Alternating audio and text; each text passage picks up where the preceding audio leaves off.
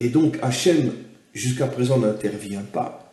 Il laisse les mères elles-mêmes nommer l'enfant. Mais lorsqu'il s'agit de Lévi, c'est Hachem lui-même qui intervient pour nommer Lévi. Et bien sûr, nos maîtres expliquent pourquoi. Parce que dès le départ, Lévi est choisi par le maître du monde. Il est ou appartient au maître du monde. Dans son essence même, dans son identité, il y a une élection, un choix plus fort qu'au niveau des 11 autres tribus, un choix qui est fait par le maître du monde. Il est différent des autres. Et donc, qu'est-ce que représente Lévi au présent et durant toute l'histoire? Lévi, bien évidemment, représente cette étincelle divine, si j'ose dire, qui se trouve à l'intérieur du peuple juif, qui se trouve en chaque homme, qui se trouve même au niveau de l'humanité tout entière et qui garantit l'impossibilité d'une déconnexion totale entre le monde, entre l'homme, les hommes et le maître du monde.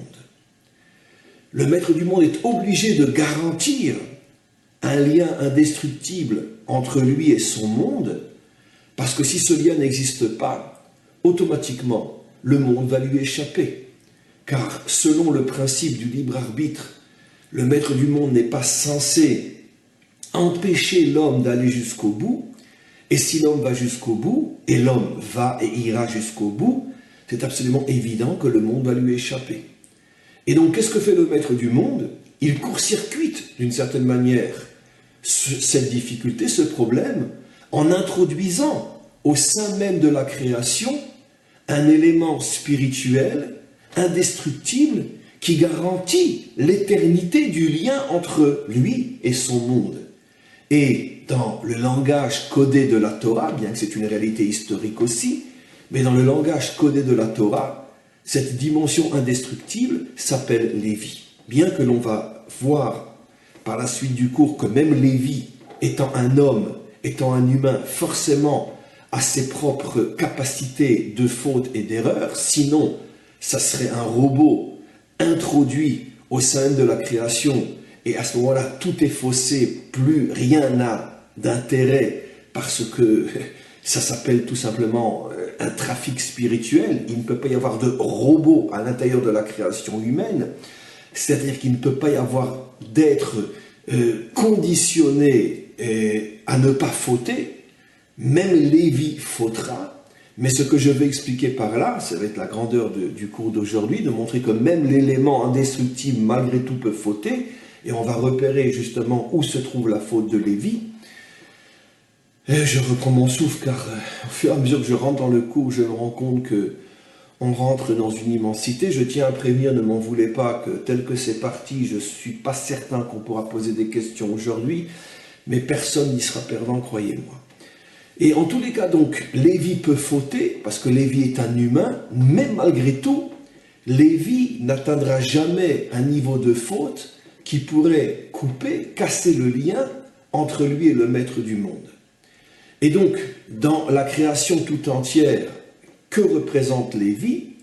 Lévi représente d'abord dans l'homme cette étincelle divine qui fait qu'il peut toujours, malgré ses chutes, malgré ses fautes, malgré ses éloignements, l'homme peut toujours revenir, ce qu'on appelle le secret, le mystère ou la force ou la puissance de la teshuva, du retour. Ce qui veut dire que même si un homme est tombé au fin fond de l'abîme moral et spirituel, il peut, et donc a le devoir, de se réveiller parce que même au plus profond de la faute, il y a une étincelle divine qui se trouve en l'homme, qui, elle, n'est jamais abîmée, n'est jamais détruite, ne disparaît jamais. C'est à partir de cette étincelle que toute la lumière et tout le feu spirituel peut renaître à l'intérieur de l'homme.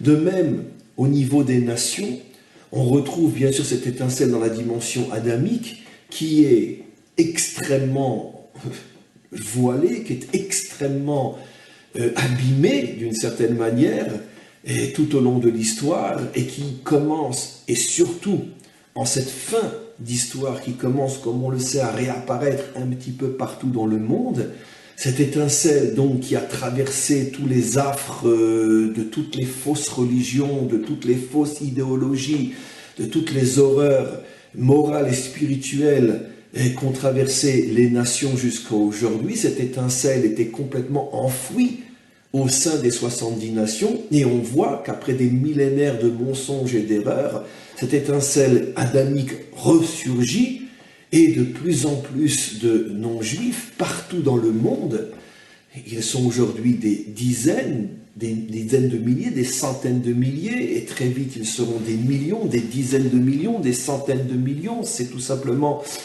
l'humanité, la véritable humanité, les 70 véritables nations qui se reconstruisent au fur et à mesure que l'on approche de la délivrance finale. Pour l'instant, on est encore loin, à vision humaine, bien sûr, de cette reconstruction, mais on est déjà dans le monde à des centaines de milliers de Bnei Adam qui ont repris conscience de leur identité adamique. C'était cette étincelle qui a traversé l'histoire et qui n'a pas disparu elle non plus. Parfois, on trouve l'action ou le réveil de cette étincelle d'une autre manière, comme vous le savez, par le biais de la conversion, où là il ne s'agit pas uniquement d'une étincelle adamique qui se réveille, mais d'une étincelle juive qui, elle, était tombée au plus bas de la chute morale et spirituelle, en ce sens qu'elle était née non juive. Par rapport à une étincelle juive, c'est donc une chute totale, puisqu'elle est complètement coupée, consciemment parlant, de son identité. C'est une étincelle qui ne respecte pas Shabbat, qui ne mange pas kasher, qui va peut-être à l'église le dimanche, etc., qui est catholique, qui est protestante, qui est tout ce que vous voulez, et qui s'affirme dans quelque chose qui est à l'extrême opposé de son identité juive authentique, et tout d'un coup, cette étincelle va se réveiller, et on va le retrouver quelques années plus tard, vivant à Jérusalem et complètement affirmé sur le plan juif dans tous les domaines de l'existence. Donc, ce sont différents exemples de la dimension Lévi aujourd'hui. Quand la Torah donc nous parle que dans le peuple juif, au milieu des 12 tribus d'Israël, il y a cette étincelle qui est Lévi, nommée par Hachem, la Torah, bien sûr, au travers du récit biblique, veut nous faire comprendre, veut nous transmettre un message qui s'adresse à l'humanité tout entière, en ce sens que le peuple juif et surtout les 12 tribus d'Israël qui vont donner naissance à une famille composée de 70 personnes. Donc les 12 tribus d'Israël et leurs familles sont le microcosme de l'humanité tout entière, 70 personnes, 70 nations, ce qui signifie donc que tout ce qui est enseigné au sujet des 12 tribus d'Israël concerne bien évidemment et bien réellement l'ensemble des 70 nations adamiques. Et donc, encore une fois, Lévi est un message d'abord pour Israël, mais pour l'humanité tout entière.